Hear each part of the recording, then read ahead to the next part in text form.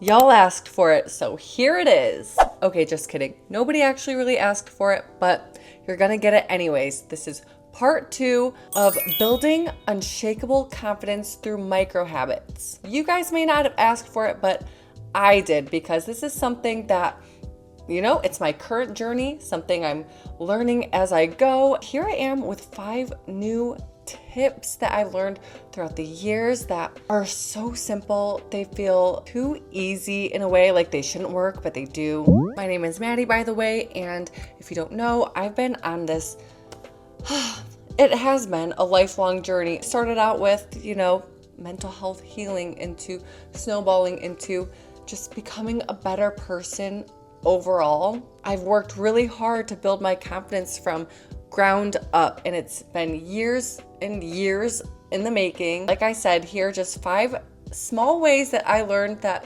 maybe can help you too if you're also currently going through your journey. Tip number 1 is to finish one tiny promise to yourself daily. What you're gonna do is set a goal so small, it's impossible to fail. For example, 5 minutes of movement daily. It could be reading a chapter in the morning before you touch your phone. But basically what we're doing when we do this is we're teaching ourselves, we're teaching our brains that we are people who follow through with what we say we're gonna do.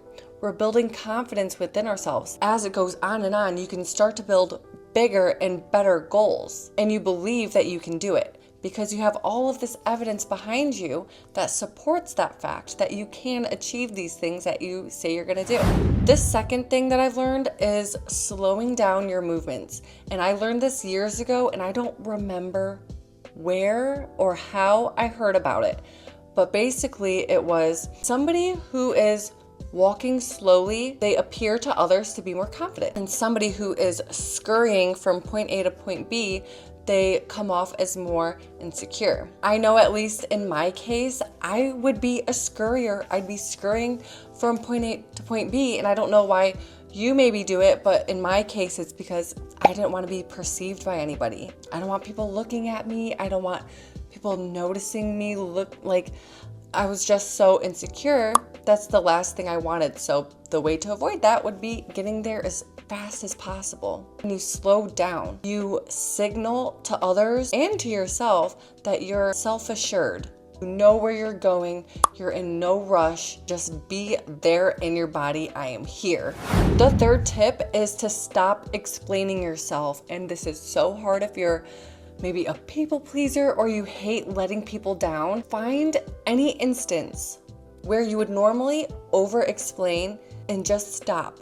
Over-explaining can train insecurity, like you have something to prove or your answer just isn't good enough. If somebody invites you to something and you can't, simple, "I'm sorry, I'm booked," will suffice. That is perfectly okay to stop there. Just practice providing only as much information as necessary. Remember, you're confident in yourself, you're confident in your answers. If people need to know more, they will ask you. So practice this.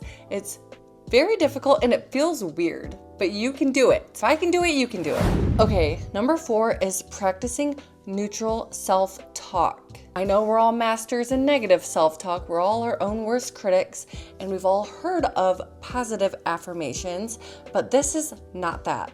We're gonna replace things like, "I'm bad at this," to "I'm trying my best." I'm not replacing "I'm so bad at this" with "I'm the best at this," because it might simply just not be true. Instead of "they probably hate me," into "I don't actually know if they like or don't like me, but either way, it is fine." Notice how also I'm not going from "they probably hate me" into "they probably love me," because the truth is, you don't know. Unless they physically tell you, you don't know. So simple, so small. It's like being truthful, but not negative about it. Practicing neutral self-talk can also help stop emotional spirals. How can you spiral emotionally if you are neutral about something? Lastly is let silence do the talking. This is hard. I went from being basically nonverbal into being called out so much for being quiet. It actually caused me more anxiety being called out for being quiet than actually talking. So then I kind of flipped into, I feel the need to fill every awkward silence with noise, with my voice. And you don't need to do that. I don't need to do that. After speaking, don't rush to fill the silence. Let it sit, let it linger in the air. It also does signal confidence. Start becoming comfortable with the uncomfortable. Maybe let the other person start figuring out what to say. But after you say something and you stop and you're quiet, it shows, yep, I said what I said and I believe it. I'm confident in it and I stand by it.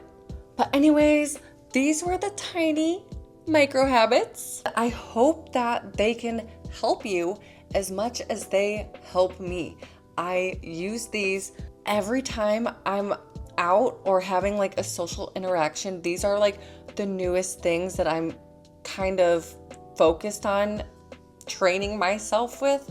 So this kind of feels like we're doing this together, to be honest. And hopefully, this just becomes second nature. They are no longer just micro habits, but are just something that we do. It's just a part of us. So let me know if any helped and maybe tell me some micro habits because, like I said, I want to improve myself. I want to get better little by little every single day. And thank you so much for being here. Please like and subscribe for more content and hopefully we'll see you next time.